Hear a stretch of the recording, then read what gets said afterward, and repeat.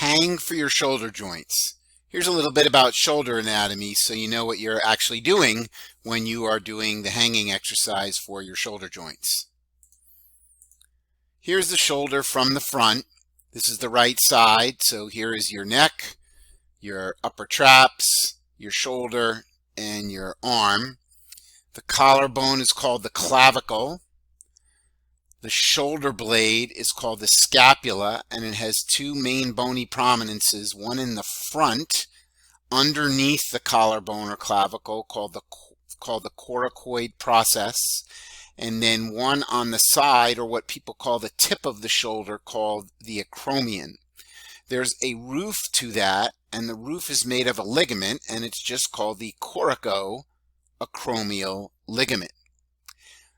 Underneath that roof runs one of the four rotator cuff muscles called the supraspinatus muscle, and a pad called the bursa, which prevents the muscle from rubbing on the bone.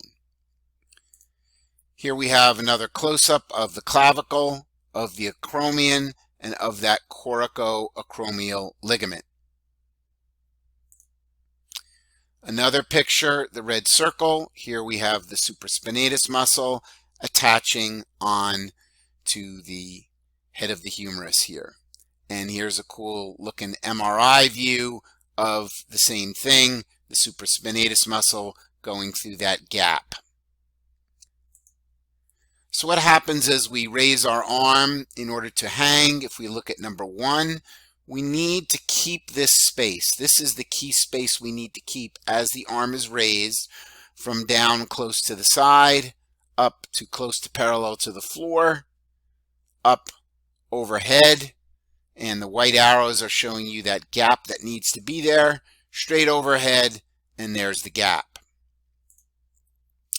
Here's a enhanced MRI with that space, the muscle running through the space, and this is what's called a video fluoroscopy, or a moving X-ray, which shows the arm bone and that space between the arm bone and the shoulder blade, the acromial process here. And let's watch this really cool movie right here, and this is going to show us how the arm bone and the shoulder blade work together as the arm goes up, raises up, that would be the hanging position, and as it lowers down.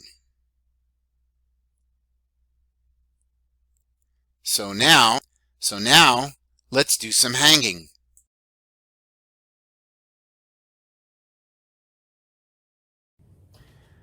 You can start with hanging and displacing weight by hanging from a pull-up bar, putting your feet on the ground, and displacing some weight.